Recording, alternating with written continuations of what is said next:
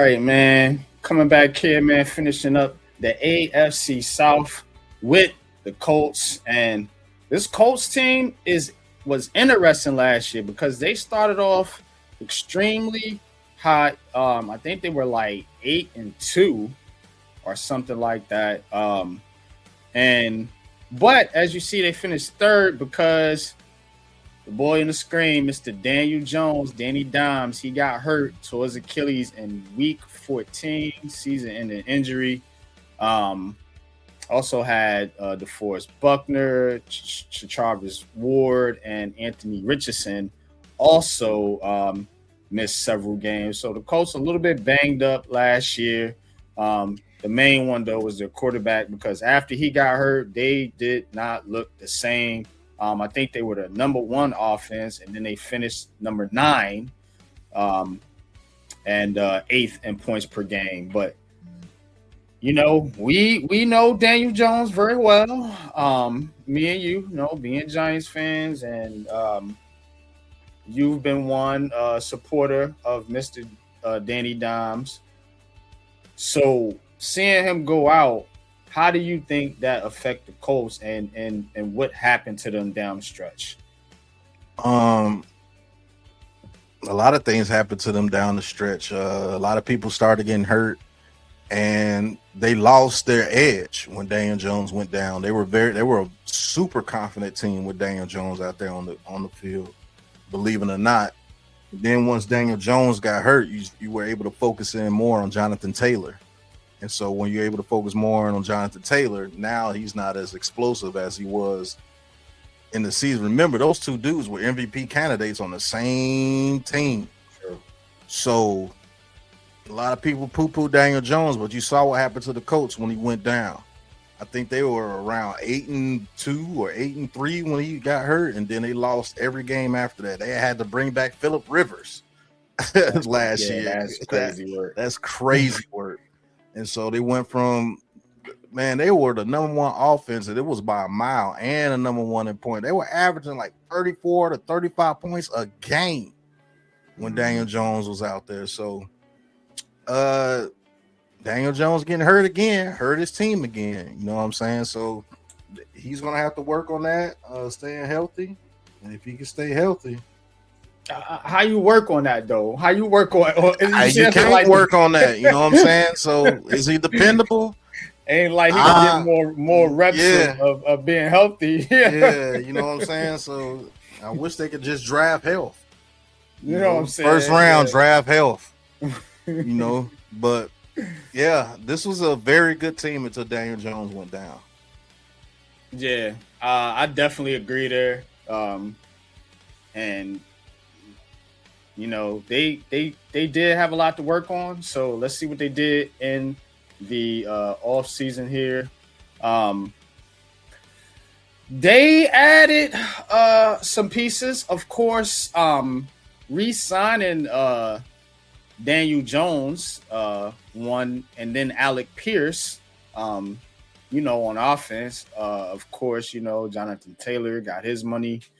They in free agency, they added Arden Key, Michael Clemens, Derek Nandia, Jerry Tillery, Cam Taylor Britt, Jonathan Owens, Joanne Thomas, Akeem Davis Gaither, Nick Westbrook, Ikeni, and then Colby Wooden in a trade. So those were their additions. I think the main thing they did here was kind of bringing back their own guys, Daniel Jones, you know, Alec Pierce, whatever.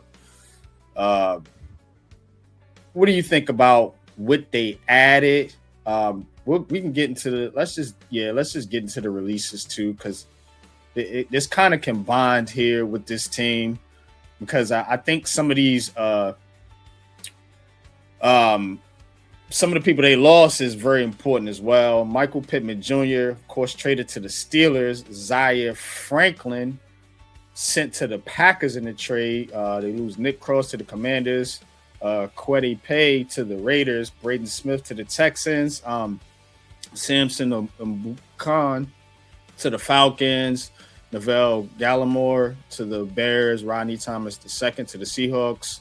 Danny Pinter to the Ravens, and then Sungun to the Raiders.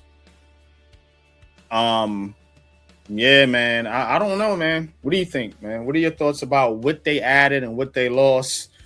Because in my opinion, I think the important additions were the people they brought in, but I think Pittman, Franklin, a couple pieces they lost gonna hurt too. What you think? Yeah. I like what they brought in and a couple of people. Both the safeties are decent. Jerry Tillery and Nandi at defensive tackle is pretty good.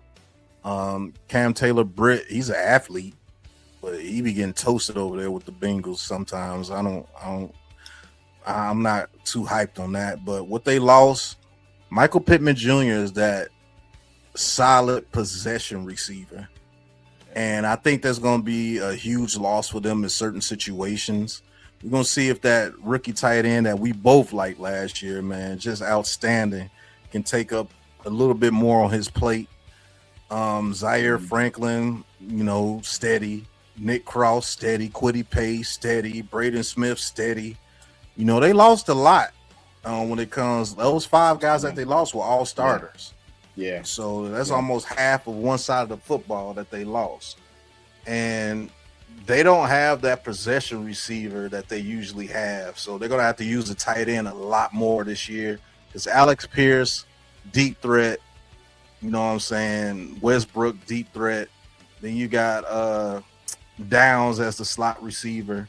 Yeah. So they're going to have to find somebody that they can depend on in those 3rd and 7 and 3rd and 8 situations on 3rd down. They're going to have to find somebody to step up in that role. Yeah, I'm with you. I'm with you, bro.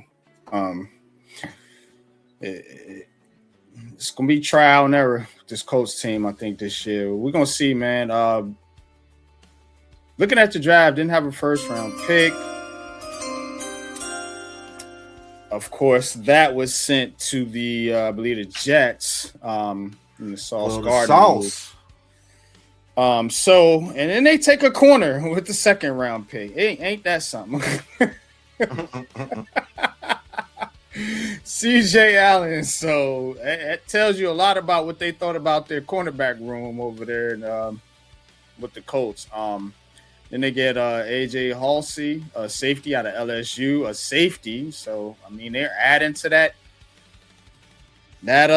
secondary. Jalen Farmer, a guy like guard out of Kentucky.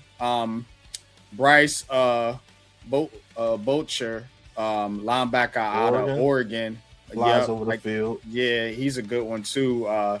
Then a 5th round pick, Edge George Gums out of Florida. Like him too. Gator. There you go. Gator. 6th round pick, Edge Caden Cope out of Ohio State. Then they get a running back in the 7th round, Seth McGowan out of Kentucky. And then wide receiver Deion Burks out of Oklahoma in the 7th round. I mean, really, it was the Sauce Gardner draft. I mean, they gave that away for that 1st round pick. CJ Allen. I think CJ Allen's the linebacker from Georgia. He's a linebacker. He's a linebacker. I thought that looked off. But what are your thoughts overall about this draft? I do like the Jalen Farmar pick and the linebacker too they got in the 4th round. Yeah, I actually like these guys. They're developmental guys. AJ Halsey could come in and play some safety for you. CJ Allen's going to have to step up in that linebacker room with the loss of Zaire Franklin. Farmar, like him guard. Bocher, like him as a linebacker. He can fly over the field. Mm-hmm. And they have an opportunistic defense. So those guys fit well for what they're trying to do with the opportunistic type defense. And a guy that may be a little bit underrated is George Gums.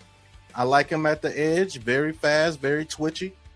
And another little guy in Deion Burks, if he can stay healthy, he can play. You go watch his film, and I think it was Purdue and Oklahoma. That little dude can play. He just gets hurt because he's only like 5'7", 5'8". So you're going to have two smaller receivers that you could put in the slot at any given time, and they may have to take some reps on the outside depending on what they're doing. So it's just the loss of that damn Michael Pittman Jr. That's going to hurt them. That's going to hurt them. Yeah, I'm with you, man. So let's kind of see where this Colts team where they got them at right now. 8.5 over under. Prediction over 9 and 8. Biggest strength, run game, offensive line, Jonathan Taylor. Biggest weakness, quarterback consistency, steady pass production, and finishing drives remains the biggest question. We know some of the big players. We talked about them: Daniel Jones, Jonathan Taylor, Michael Pittman Jr. Then you got Latu on the defensive side. Of course, we talked about Sauce Gardner over there too. Also have Shajarvis Ward, DeForest Buckner, and what's this guy's name? Akeem Davis-Gaither and Arden Key. So that's kind of their defense. Looking at the schedule, I like to go to the schedule. I'm not sure about this one here, bro. They start off with Baltimore, Kansas City, and Houston. That could be 0-3 right there. Then you go, dead ass. Then you go to Washington. We'll see what Washington is. It's kind of a helter-skelter team. They might catch you at the wrong time because that is a 9:30 a.m. game. I'll be on the call for that one. Then you go to Pittsburgh. Always tough to play there. Come back home to Tennessee. Then you go at Minnesota, at Jacksonville.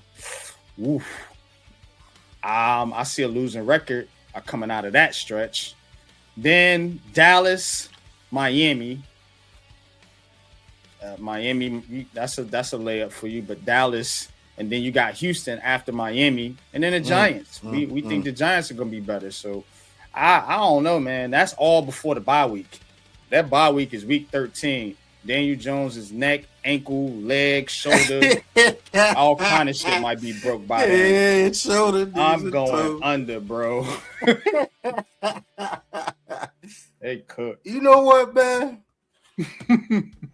9 wins. I think they could get the 9 wins, man. I'm gonna say over, just because of what Daniel Jones and them were doing last year.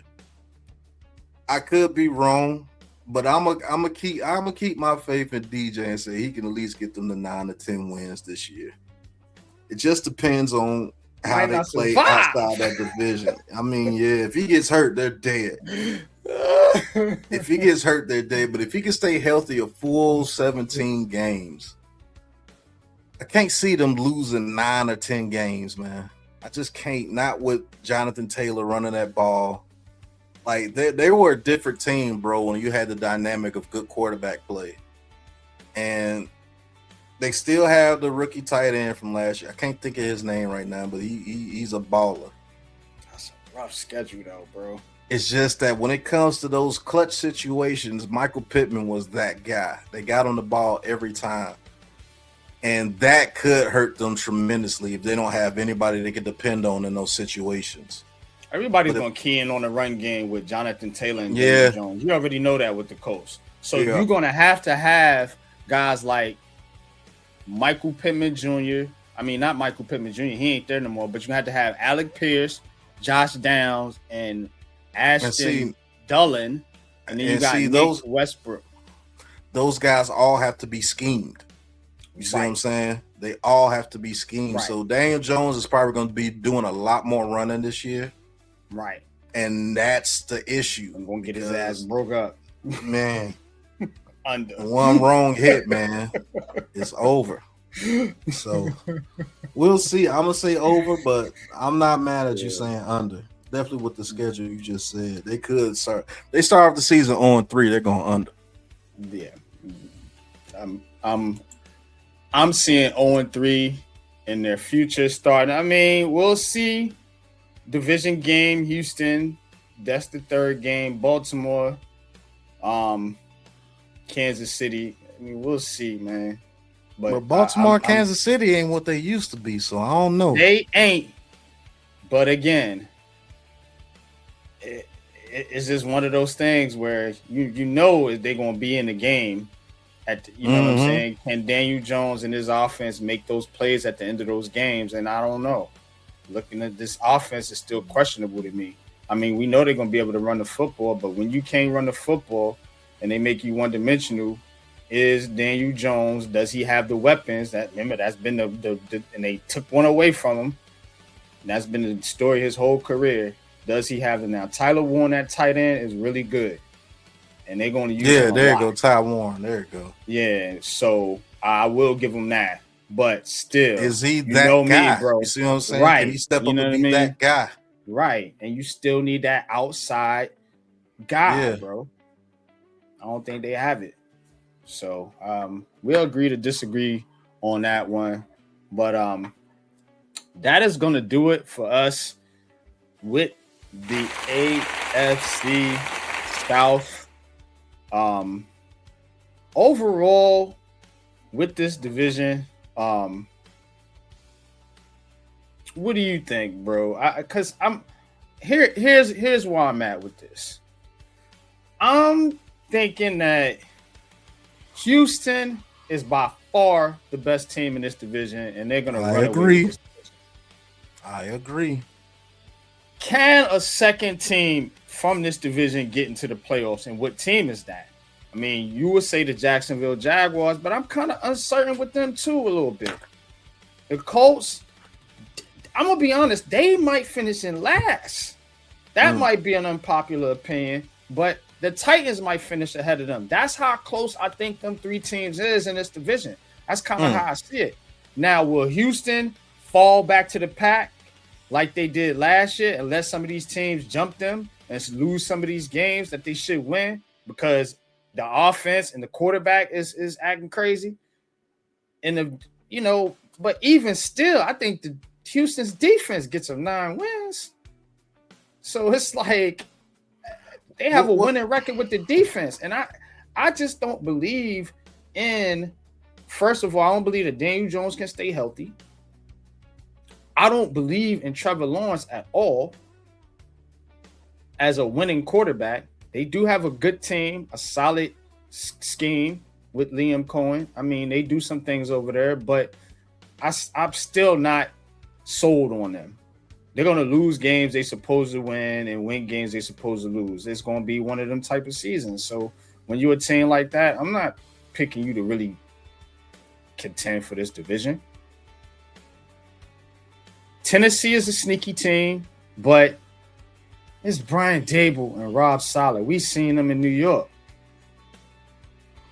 I do like Cam Ward. He might end up being the best quarterback in this division if they can get him right over there. And that's saying a lot because, you know, C.J. Stroud was once great, and a lot of people are high on Trevor Lawrence and Daniel Jones. But I think Cam Ward has the best potential out of any of them. They got to get him right in Tennessee. So overall in this division, I think it's a lock for Houston, and I think the other teams is just fighting for second place. You pick one. Yeah, I'm with you. It's a lock for Houston, and now everybody else is fighting for second place. And what's going to hurt that second place AFC South team is the AFC West. Because if they send 3 teams to the playoffs, which they literally can with the Chiefs, the Broncos, and the Chargers, they got to hope the AFC East only sends 1 team, which would be the Bills or the Patriots. They got to hope the Patriots fall off, and they got to hope that only 1 team comes from the AFC North. One of those divisions can only have 1 team that make the playoffs. And that's highly unlikely. You know, and the AFC North with the Ravens and the Steelers, they're always in it. And the AFC East, the Bills and the Patriots, they're always – the Patriots are the new hot team. So they got to hope that the AFC West only sends 2. The AFC North only sends 1. The AFC East sends 2, and they get 2 in there. But as far as the division, it is the Houston Texans and everybody else. And I do believe the Jaguars or the Colts, one of those teams could get up to 9 to 10 wins. One of them can. And I'm pushing more towards the Jaguars over the Colts right now because the unknown with that Michael Pittman leaving and the unknown with Daniel Jones. You know, the thing here is they're playing their cross division games are against the NFC East and against the AFC North. Yeah, so they got to beat the AFC North teams. If they lose to those NFC East teams. Well, when it comes to the AFC, they got to beat those AFC North teams if they want a shot to get in the playoffs. You see what I'm saying? Yeah, they got to beat those teams. Now, the NFC East, I think they could beat the Commanders. I think they could beat the Eagles, and they could beat us too. Now the Cowboys is a different story. I think the Cowboys got too much offense for those teams. But the Jaguars and Colts is going to come down. If you could get a victory or two in the NFC East, and you got to beat those AFC North teams, and I mean all of them, the Bengals, the Steelers, the Browns, and the Ravens. You got to beat them. That's how you get multiple teams from the AFC South. Yeah. And this is the same for the North. This division is going to be key. It's going to be key not only for the AFC playoffs, but I think for the NFC playoffs too, because you have those NFC East teams. If they get the beating on some of these teams over there, you can see a couple of them teams also sneak into the playoffs. Which ones? We'll see when we do the NFC East preview. But that's all I got, man. Last words, Pat. Take us out. All right, man. This has been the AFC South preview show, man. We know the Texans are going to win that division. So there's not too much more you can say after that. Maybe Daniel Jones or Trevor Lawrence could get themselves in the playoffs behind the Texans. We'll see. But thank you guys for watching. Hit that like and subscribe button for us right here on the Aboriginal Sports Network. Hit that big blue join button. It's only $2.99, man. You get to see us go to the NFL draft, the Senior Bowl, whatever function you want to see us at, man. I can't wait, man. And get your Aboriginal Sports Network merch, man. Get the merch. You see the hats, man, the red and the black. Get your merch from the merch shop, man. It'll be right there in the description. But until the next episode, y'all know what it is, man. Peace. Peace.